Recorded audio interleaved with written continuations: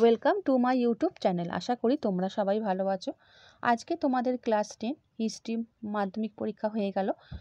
আশা করি তোমাদের পরীক্ষা খুব ভালো হয়েছে। আমি তোমাদের কোশ্চেন অ্যান্সারগুলো সলভ করে দিয়েছি আর হাতে লিখে লিখেও দিয়েছি, যাতে তোমরা একটু কোশ্চেনগুলো একটু দেখে নেবে। চ্যানেলে যারা নতুন, চ্যানেলটা সাবস্ক্রাইব করে রাখো আর ভিডিওটা ভালো লাগলে লাইক এবং বন্ধুদের শেয়ার করে দিও। তাহলে বন্ধুরা আরম্ভ করে দিচ্ছি। প্রথমে ছিল তোমাদের সঠিক উত্তরটা বেছে নাও। বঙ্গলক্ষ্মীর ব্রতকথা রচনা করেন, সঠিক অ্যান্সার হবে রামেন্দ্র সুন্দর ত্রিবেদী। জয়শ্রী পত্রিকার সম্পাদিকা ছিলেন, সঠিক অ্যান্সার হবে লীলা নাগ। তারপরে তোমাদের ছিল সূর্য সেন শহীদ হন, সঠিক অ্যান্সার হবে ঘ 1934 খ্রিস্টাব্দে। তারপরে ব্রিটিশ পার্লামেন্টে ভারতীয় স্বাধীনতা আইন পাস করে, সঠিক অ্যান্সার হবে খ 18 জুলাই 1947 সালে। রাজ্য পুনর্গঠন কমিশনের সভাপতিত্ব করেন, এটা হবে ঘ ফজল আলী।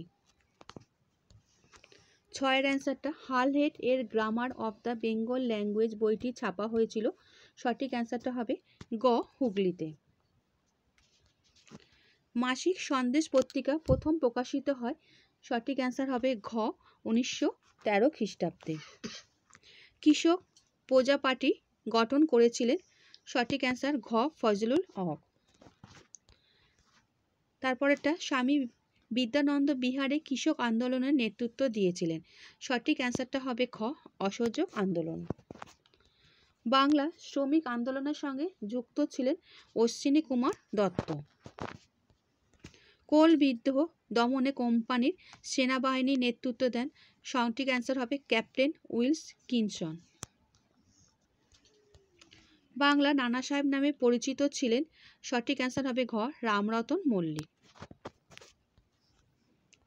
উপনিবেশিক ভারতের প্রথম রাজপ্রতিনিধি ছিলেন, সঠিক অ্যান্সার ক ওয়ারেন হেস্টিং। বঙ্গভাষা প্রবাসিকা সভার কার্যকলাপের সঙ্গে যুক্ত ছিলেন রামমোহন রায়। তারপরে বিদ্যবজ্র গ্রন্থটি রচনার সঙ্গে যুক্ত ছিলেন, সঠিক অ্যান্সার ঘ গগনেন্দ্রনাথ ঠাকুর। প্রথম বাংলা দৈনিক সংবাদপত্রটি হলো, সঠিক অ্যান্সার হবে গ সংবাদ প্রভাকর। বঙ্গদর্শন প্রথম প্রকাশিত হয়, সঠিক অ্যান্সার হবে 1872 খ্রিস্টাব্দে।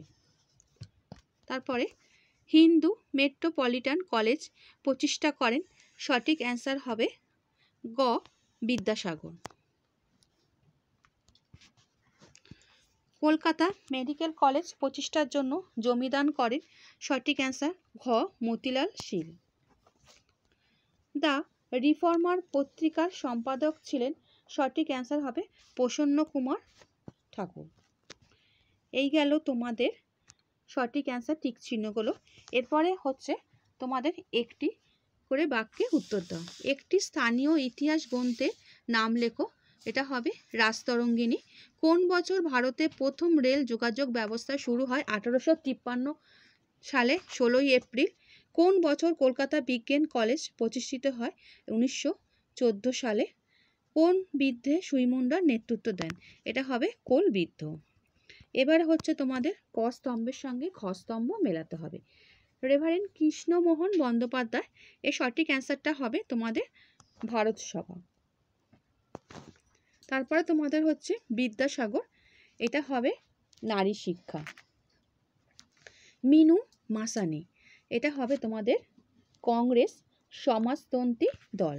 লাস্ট হচ্ছে কল্পনা দত্ত, বিপ্লবী কার্যকলাপ। তোমাদের সঠিক অ্যান্সার হয়ে গেল। এবার হচ্ছে তোমাদের ঠিক আর ভুল। স্বামী সহজানন্দ ছিলেন বারদৌলি আন্দোলনের অন্যতম নেতা, এটা হবে ভুল। নিখিল ভারত ট্রেড ইউনিয়ন কংগ্রেসের প্রথম সভাপতি ছিলেন চিত্তরঞ্জন দাস, এটাও হবে ভুল। কৃষ্ণ কুমার মিত্র ছিলেন অ্যান্টি সার্কুলার সোসাইটির সভাপতি, এটা হবে ঠিক। All India schedule caste federation প্রতিষ্ঠা করেন বি.আর. আম্বেদকর, এটাও হবে ঠিক। এবারে তোমাদের ছিল ম্যাপ, যে তোমাদের ম্যাপে আছে কোলবিদদের এলাকা, সাঁওতালবিদদের এলাকা, মহাবিদদের একটি কেন্দ্র লখনৌ এবং মহাবিদদের একটি কেন্দ্র হচ্ছে ঝাঁসি। এইগুলো তোমাদের হয়ে গেছিলো। এবারে তোমাদের ছিল কেবল দৃষ্টিহীনদের জন্য, এটা তোমাদের করতে হবে না। তারপরে তোমাদের ছিল বিবৃতি।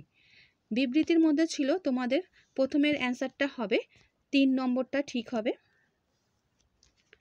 তারপরেরটা হচ্ছে 2 নম্বরটা,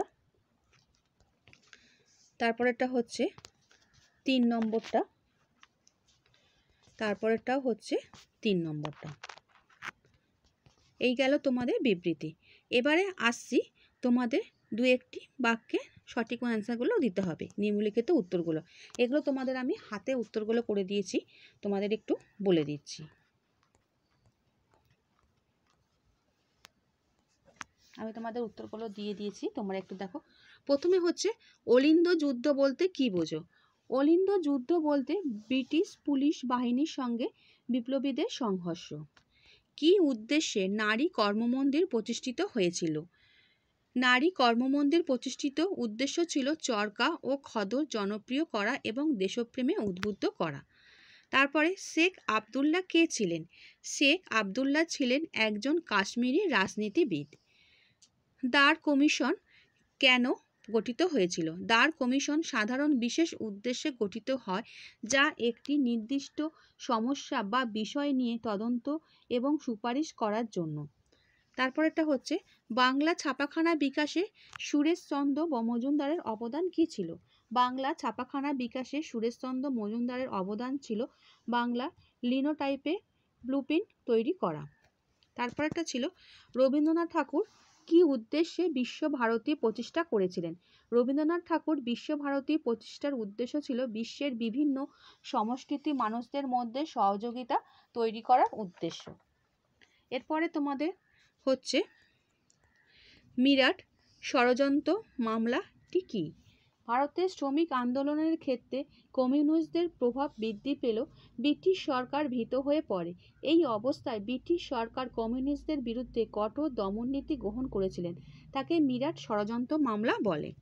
তারপরেরটা হচ্ছে বারাসাত বিদ্রোহ ব্যর্থ হলো কেন? বারাসাত বিদ্রোহ ব্যর্থ হলো কারণ ব্রিটিশদের দ্বারা আন্দোলনের দমন ও জমিদারদের সাথে সংঘাতের জন্য। তারপরেটা ছিল তোমাদের সাঁওতাল বিদ্রোহের গুরুত্ব কী? সাঁওতাল বিদ্রোহের গুরুত্ব হচ্ছে এই বিদ্রোহের মাধ্যমে সাঁওতালরা একটি স্বাধীন সাঁওতাল রাজ্য প্রতিষ্ঠার চেষ্টা করেছিল। এই মাধ্যমে সাঁওতালরা ব্রিটিশদের অত্যাচারী নীতির বিরুদ্ধে প্রতিবাদ জানিয়েছিলেন। তারপরটা হচ্ছে ল্যান্ড হোল্ডার সোসাইটি প্রতিষ্ঠার উদ্দেশ্য কী ছিল? ল্যান্ড হোল্ডার সোসাইটির প্রতিষ্ঠার উদ্দেশ্য ছিল জমিদারদের অধিকার সংরক্ষণ করা। আমি দুটো অ্যান্সার তোমাদের করে দিতে পারিনি, তারপরেরটা দেখে দিচ্ছি আমি তোমাদের।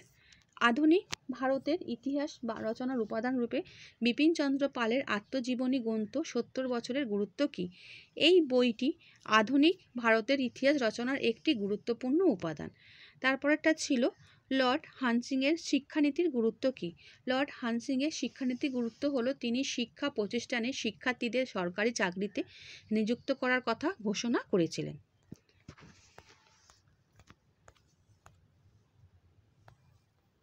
এই গেল তোমাদের পুরো কমপ্লিট 16টা কোশ্চেন। এরপরে তোমাদের ছিল 7-8টি মানে বাক্যে নিম্নলিখিত অ্যান্সারগুলো তোমাদের দিতে বলেছিল। 4-এর 1, 2, 3, 4 এগুলো একটু বড় কোশ্চেন, সেগুলো আমার করতে পারিনি তোমাদের, তাদের ভিডিওটা একটু বড় হয়ে যাবে। আশা করি তোমরা এগুলো পেরেছো। আমি কোশ্চেনটা একটু তোমাদের দেখে দিচ্ছি। এত কোশ্চেন তো লেখা সম্ভব নয় 8 মার্কসের।